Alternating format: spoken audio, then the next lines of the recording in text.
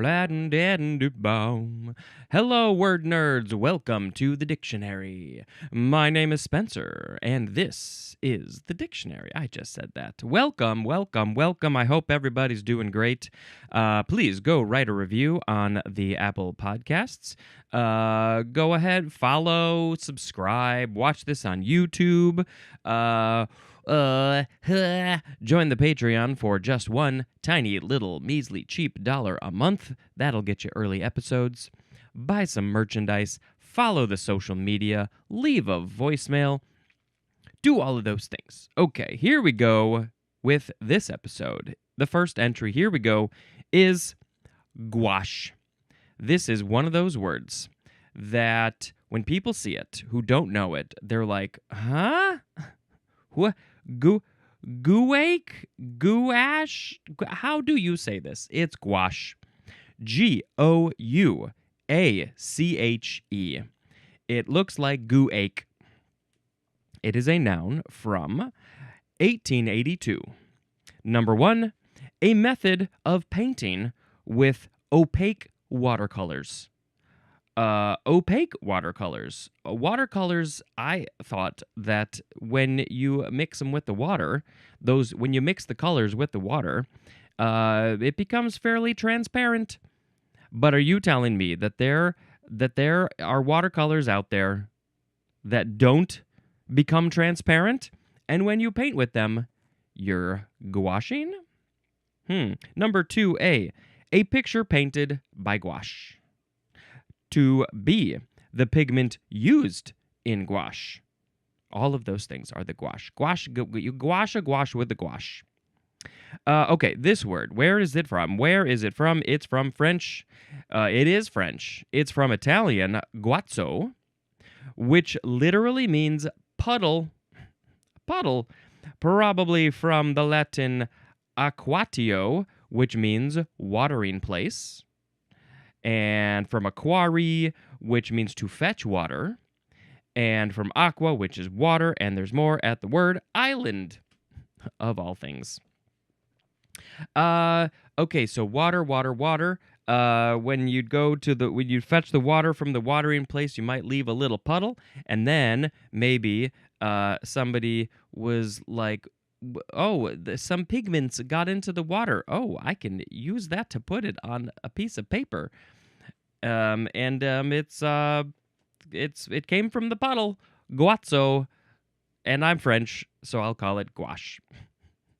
Let's look up some pictures of gouache. Should I post a picture? Oh, here's a thing, gouache versus watercolor. I would like to see them in a fight. Watercolor and gouache are both water-based paints using gum Arabic binder. Arabic, but they differ primarily in opacity, finish, and layer process. Watercolor is transparent and luminous. Gouache is opaque and matte. And watercolor requires planning light areas, while gouache allows painting light over dark. Because it's opaque, I guess? Let's see. I need to see gouache example. Let's do that. I've definitely seen this. Yes, it definitely has a more matted finish than a watercolor. Yeah, it has a different look. I guess it looks similar to acrylic. I don't really know my paints very well. Yeah, it's got a cool look. I like it. I just like art. All right, that is gouache. Gouache. All right, my sound effect is going to be oh so stereotypical. It's going to be, probably done it before, ho ho ho. Next is Gouda, capital Gouda. We had gorgonzola recently. Gouda is a noun from 1885.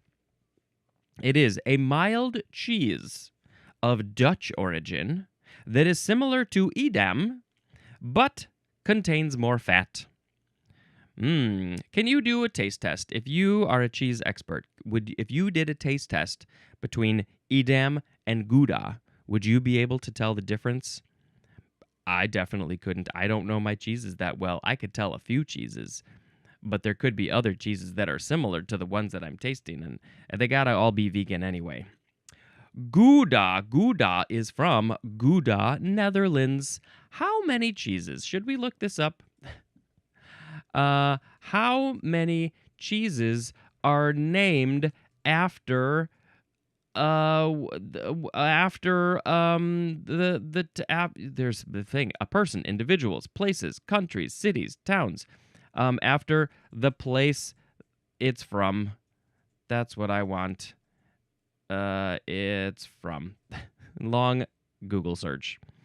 No exact count. Thousands of cheeses worldwide are named after places, such as cheddar, Gouda, Roquefort, with over 2,000 distinct types of recognized cheeses and local artisanal dairies naming products after their immediate towns, valleys, and regions. So thousands, at least 2,000, are named for where they're from. Cheddar. It's from Cheddar, Somerset, England. Parmigiano Reggiano, named after the Italian provinces of Parma and Reggio Emilia. Camembert, named after the small French village of Camembert in Normandy. And of course, there is Gouda.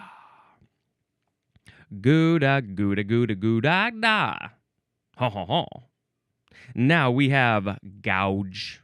First form noun from the 14th century. Number 1. A chisel with a concavo-convex cross-section. Whoa. How? I mean, I've heard of gouging prices, but I don't know if I'm familiar with this tool. I need to see an example of this gouge tool because it's concavo-convex, concavo-convex, and let's see. Okay, well, we got a few different ones used for chiseling and such. Did it say? Yes, it's a chisel. So, a concave and convex at the same time? That's what I'm a little confused about. I mean, I see this example is, I guess it would be concave because it's curved in. But what is the convex part of it? This says a gouge tool is a specialized type of chisel with a curved cutting edge used for wood carving, sculpture, and woodworking to scoop, hollow, and channel wood without digging sharp corners into the material. Okay, well, that's the main thing, really, that it's curved in, so you can dig out those channels and you can scoop. You want to scoop your wood? Use a gouge. Then we have 2A. It is the act of gouging. Excuse me, pardon me, I just need to go do a gouge right now. I scooped up your ice cream. 2B is a groove or cavity scooped out. So when you scoop it out, you created a gouge. You gouged a gouge with your gouge. Number 3, an excessive or improper exaction. Exaction? The synonym is extortion. Like, this is the example of gouging the prices. Like, oh, those prices went way too up. That was a gouge. That's a gouge on prices. The prices are gouged. It's like you're extorting me. You're getting way too much money. You're asking way too much money for this thing. Maybe there's a gouge of prices on a gouge tool. Extorting the tool. Everybody wants it. There's a high demand for gouge tools. So you got to gouge the prices. Let's see. This is from Middle English, Middle French, Lower Latin, gulbia. And it doesn't really say much more than that, which is disappointing. Okay, well, then, of course, we must go to our next word. Gouge, gouge, gouge, gouge. Ha, ha, ha. The second form of gouge is a verb from 1570. It is only transitive, yes. Number 1, to scoop out with or as if with a gouge. Maybe if you're using your hands, your fingers, maybe you go to the beach and you just scoop up some sand in your hand. Look, I have sand in my hand. I gouged the sand. Number 2A, the force out. Two. To force out with the thumb. This is a very interesting example. And of course, when I think about it, it makes perfect sense. But the example of the thing that you are forcing out is an eye, an eyeball. I feel like it would be hard to gouge out the eye with a thumb. I feel like if I went to stick my thumb in your eyeball, it would just push the eyeball in and it wouldn't pop it out. You really have to get in there on the sides. What are the logistics of gouging out an eye? You know, if anybody has done that before, can you please tell me so I can learn? It feels like a smaller finger would be better than a thumb. You have to use a thumb? It's not gouging unless you use a thumb. The dictionary definition says you got to use a thumb. Could just say finger, I think. But who's gouging out eyes with fingers? I mean, that's just ridiculous talk. You got to use a thumb. 2B, to thrust the thumb into the eye of something, into the eye of something. That's a gouging. Number 3, to subject to extortion or undue exaction. The synonym is overcharge. That is when you're gouging prices. Now, how did we get from gouging the scooping and the eyeball kind of makes sense. I get that. But going then to extortion, overcharging too much money. How did we go from that? It's like, oh, you're charging me so much money, it feels like you're gouging out my eyeballs with your pinkies. Yeah, I don't know. It's very interesting. Gouger, that is a noun. Look at me. I'm the gouger. All I do is stick thumbs in eyeballs. All right, that is gouge. We did it. I got nothing else. Gouge. Ha ha ha. Next is goulash. Goulash or goulash. It's a noun from 1866. Number 1. A stew made with meat, assorted vegetables, and paprika. Ooh, you cannot forget about the paprika when you're making a goulash. Oh, and an example of the meat is beef. So maybe most goulashes are made with beef. Please don't gouge the prices of your goulash. Number 2, a round in bridge played with hands produced by a redistribution of previously dealt cards. All right, bridge players, explain this to me. But like, isn't each round of bridge you're using the same cards before? Is it like that? How does it? Do you run? I'm confused. Maybe I need more information. And also, most importantly, why is it called? Where's the H? I lost the H. Goulash in bridge. Why is it called a goulash? Is there something about it's a stew? It's like everything's all just mixed together again? A goulash in bridge is an optional, wild dealing style used to create extreme card distributions. Those card distributions are extreme! Characterized by unshuffled stacks, uneven hands, and high-level bidding. Huh?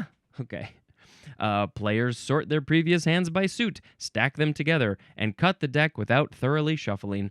The dealer hands out cards in batches, commonly a 5-5-3 or 4-5-4 pattern, instead of one at a time. It is traditionally triggered when a regular deal is passed out or played in a low-level part score. I don't know what any of this means. There's a section called Characteristics and Tactics, and the first part there is called Freak Distributions. Long suits like 7+ cards and multiple voids are common, while balanced hands are rare. All right, it's a goulash because the thing is, it's not that mixed. It's supposed to be mixed. A regular dealing is supposed to be mixed up pretty good, like a stew, but it's not.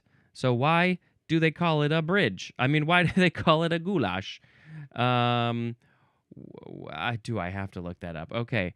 Why do they call it goulash in bridge? That's what part of this show is, just learning etymology and stuff. It is called goulash and bridge because the shuffled together, highly mixed up hands mimic a goulash stew. Not really. A hodgepodge mixture of many different ingredients thrown together. Yeah, but they're not shuffled that well. So, is a goulash not mixed up? Have I ever had a goulash? All right. Number 3 is a mixture of heterogeneous elements.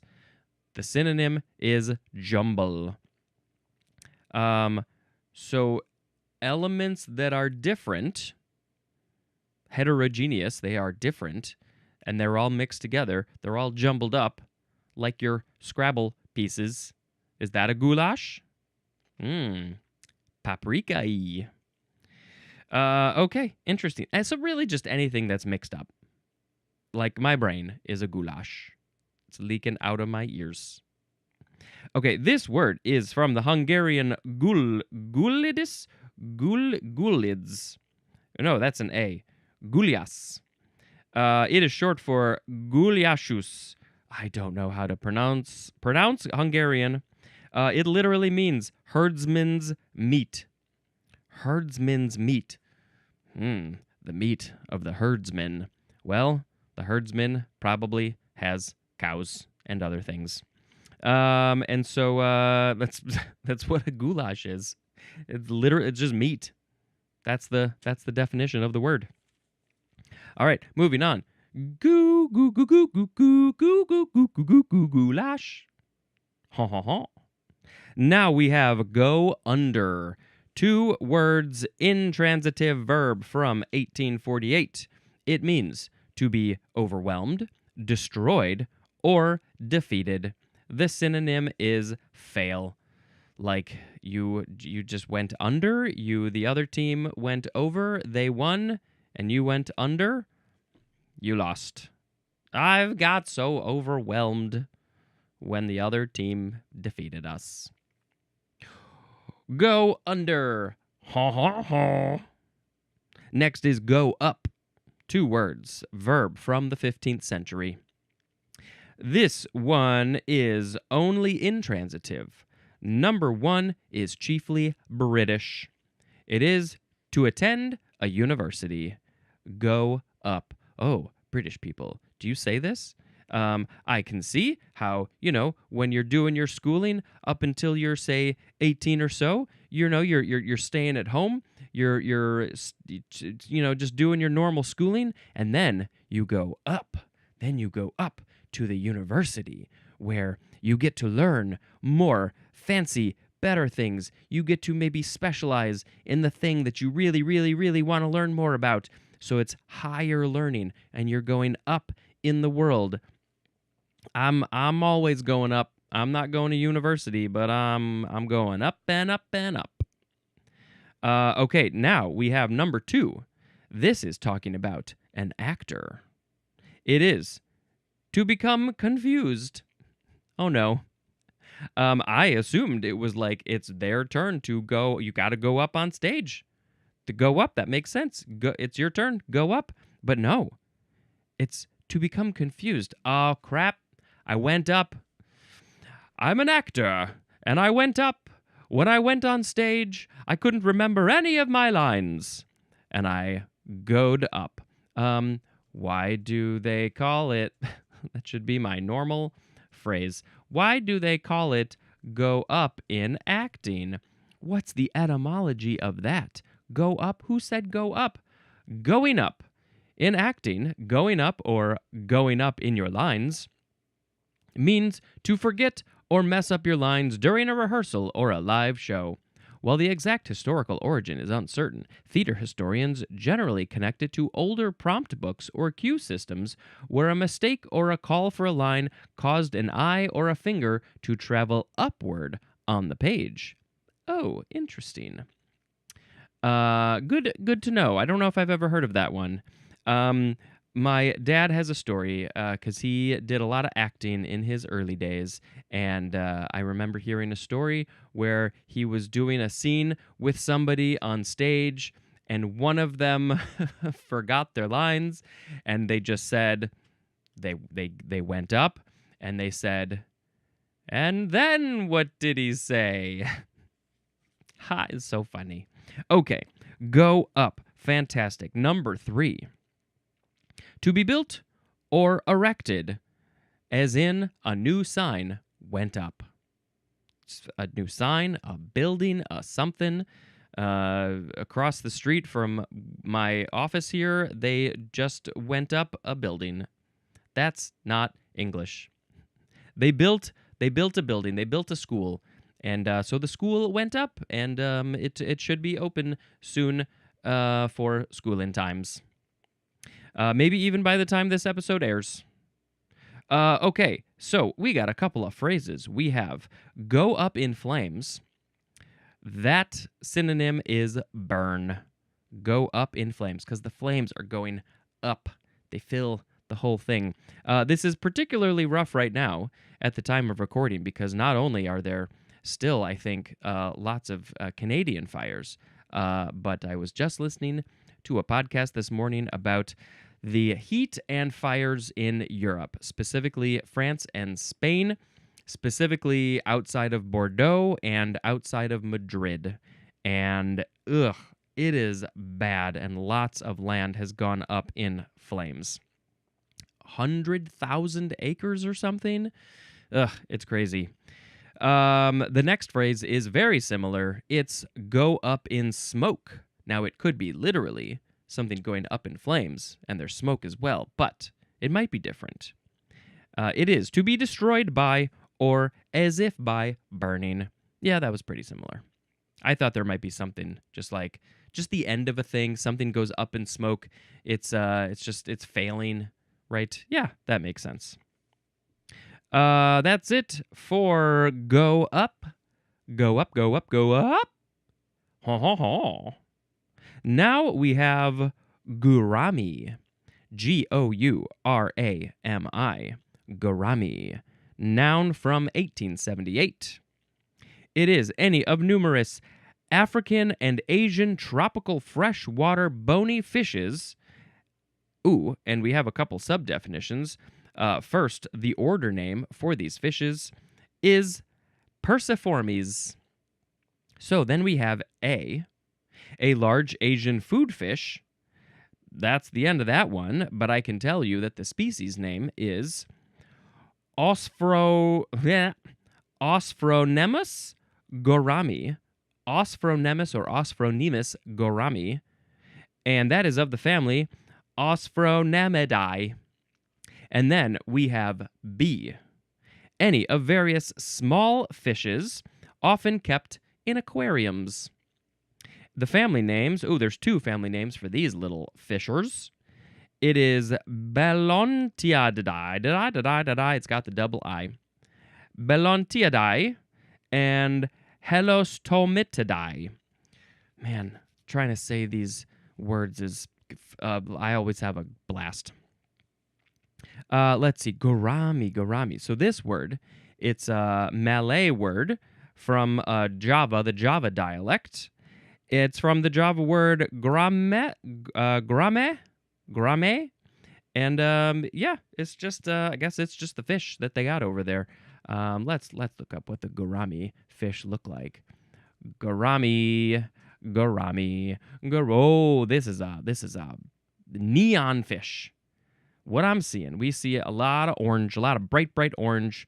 One of them has some bright blue, kind of neon sea blue stripes down the side with the orange, and then It goes on to the fins as well. Some darker colors along with the bright blue. Oh, and then some of these fishes are mostly this bright blue. We got some yellows. We got some pale purples. Oh yes, they're very beautiful, brightly colored fishes. The gourami. I should post a picture of gouramis. Okay, now let's move on to gourami. Ha ha ha. We've got gourd. Gourd or gourd, noun from the 14th century.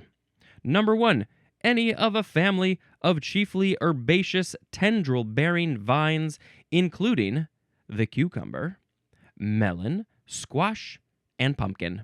Those are just some of the examples of a gourd. You don't usually think of cucumber as a gourd. And here's a thing. They're all fruits. Did it say it's a fruit? It didn't. I don't think it said anything about a fruit. But yeah, they're all fruits. Pumpkins are gourds. There was a great ologies episode about, I think it was just all about pumpkins. And so they talked about gourds and stuff. Oh, the family name is Cucurbitaceae. That is the gourd family. Cucurbitaceae. And number 2, the fruit of a gourd. Wait a minute. Is the gourd the fruit? Is it not the fruit? What is the gourd is the whole plant. But then the fruit that the plant creates, which would be the cucumber, the melon, the squash, the pumpkin, that is also the gourd. The synonym is, now I don't know how to pronounce this word. It's spelled P-E-P-O, which I think could be either Peppo or Peepo. Either one sounds great. Let's see. It's going to be over here just for some pronunciation. Peepo. That's what it is. Interesting. We'll get there someday. The peepo. But, hey, this definition has an especially. Any of various hand-rinded inedible fruits of plants of 2 genera, often used for ornament or for vessels and utensils. Vessels and utensils. Vessels and utensils. The two genera are Lagenaria and also Cucurbita. So it's inedible. Oh boy, that's just a whole other thing called gourds. You can eat them, and they're used for ornaments and vessels and utensils. What gourds?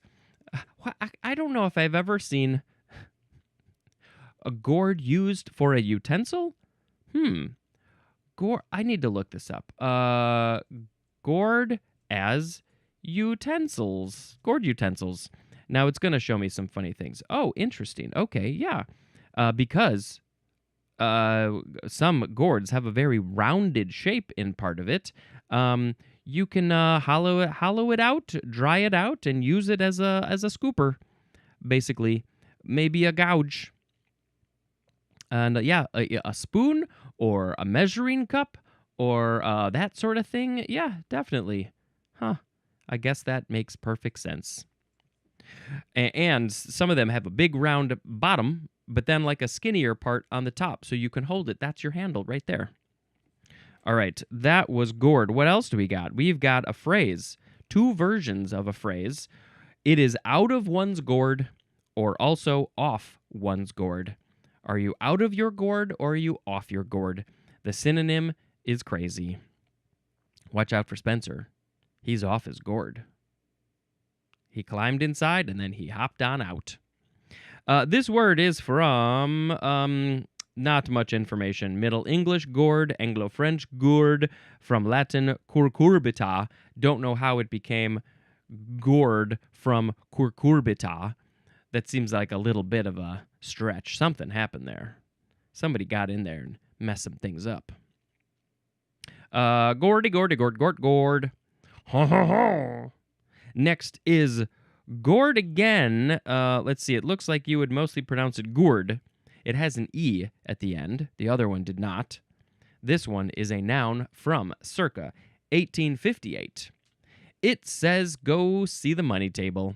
So the gourd is money, and it says it's American French. Gourd money. I need to know about this. Who's using it? Is it French? Is it old? Gourd money. It's Haitian gourd. Okay, American French. I see how things sort of came around to make that. It is not worth a lot. It is 1 Haitian gourd equals 0.0076 of a dollar. What would this be? $1 is basically 131 Haitian gourds. Whew, yeah, they have not been doing well over there. That is unfortunate. Okay, now let's move on to gourd. Gourmand. Gourmand. The emphasis is on the first syllable. I would have assumed gourmand for some reason. This is a noun from the 15th century. Number 1, one who is excessively fond of eating and drinking. A gourmand. I am quite fond of eating and drinking. Eating more than drinking, but unfortunately, I can't eat as much as I want to eat. I just want all of the food. That's why sampler platters are so good. I've heard of this phrase, girl dinner, where it's just a little bit of a bunch of a sampler platter, essentially. Tapas, even that might be a little bit too much. Or you just go with a bunch of people. Go eat. You get a bunch of your gourmands together. You go order a bunch of stuff, and then you just have a little bit of everything. You get to try everything, and that's the way I want to do it. Because I'm a gourmand, but I'm not an expert. Number 2, one who is heartily interested in good food and drink. So, okay, number 1 was somebody who is excessively fond of food and drink. Or it says eating and drinking. So is it the action of eating and drinking? Are you more interested in the action of eating and drinking than the actual food and drink that has been provided to you by people who work very hard and make food and serve it to you? And then the second one is somebody who is heartily interested in good food and drink. Whew. The difference between these is subtle. Which kind of gourmand are you?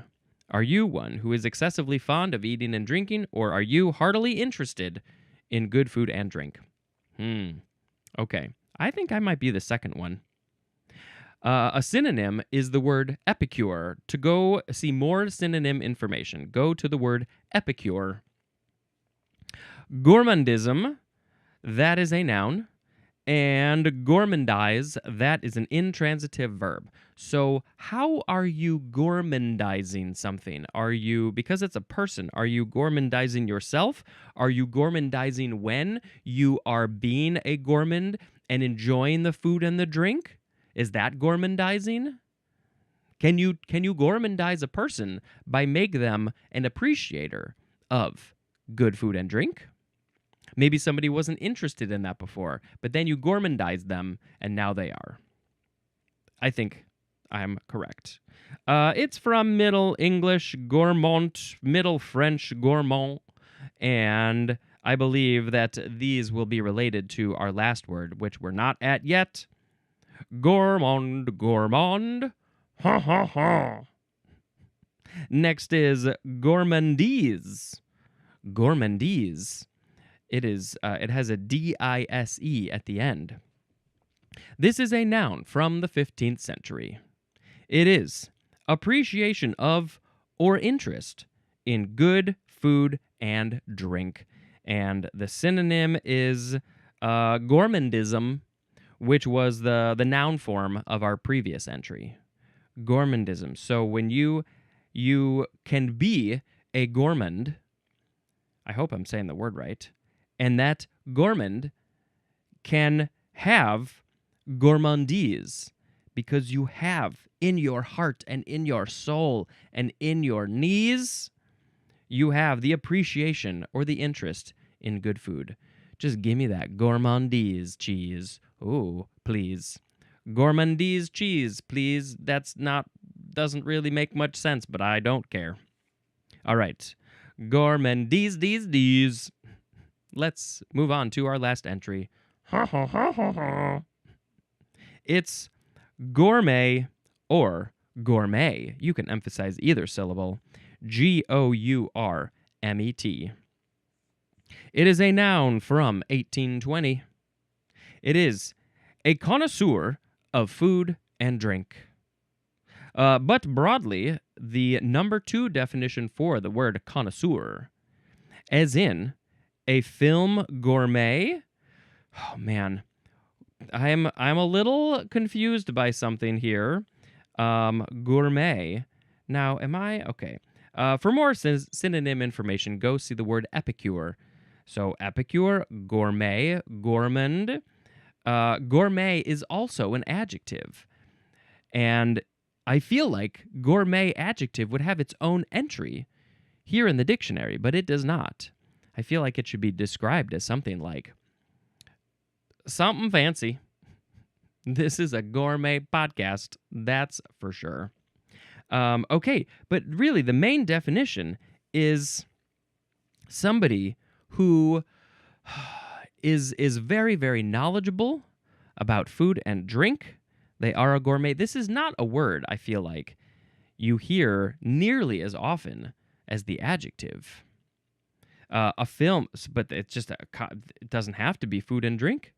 It said a film gourmet. Am I a film gourmet? Do I know? Am I an expert? Am I a connoisseur of the film? It's kinda. I got some work to do. There's a lot of stuff out there that I have never seen that I need to see. I am always feeling stupid around certain people I know. Okay, this word is from Middle French, alternative of gourmet, which means boy servant. Also, vintner's assistant. I think that's the one making the wine. And also, probably ultimately from Middle English, grom, which means groom. Interesting. Well, we'll get to the word groom soon. But yeah, somebody helping to make food. They gotta be good. They gotta be intelligent and interested and curious and expert. They gotta know their stuff to be a gourmet. Okay, that's that word.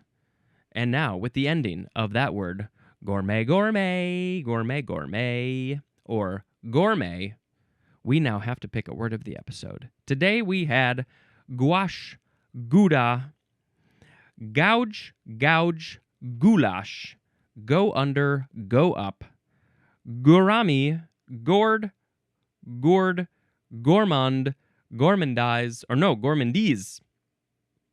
and gourmet or gourmet. Which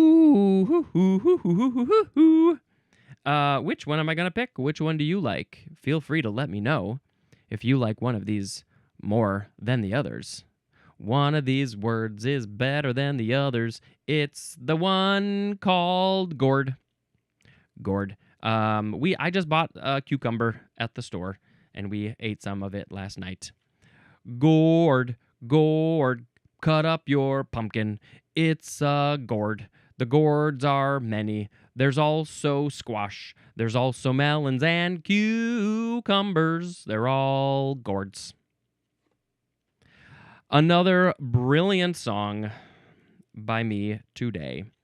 All right, let's now tell you about a movie.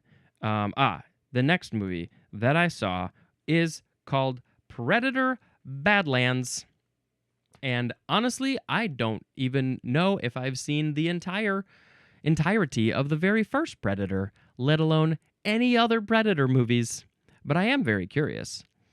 But I was on a plane and it was there and I hadn't seen it, and I had seen the trailer, so I was aware of the premise, mostly, that there is an android person who is cut in half Yeah, it's good and fun and funny, and with some really interesting action and creatures. Ooh, fun creatures, and but yeah, it's a good time. If you want some fun action and aliens and things, then watch Predator: Badlands, and I'm sure there's a lot of connections to the other Predator movies that I don't fully understand. I mean, I know fairly well from the first one, but I can't remember if I saw the whole thing. That's it. Stop staring at me. This has been Spencer, dispensing information. Goodbye.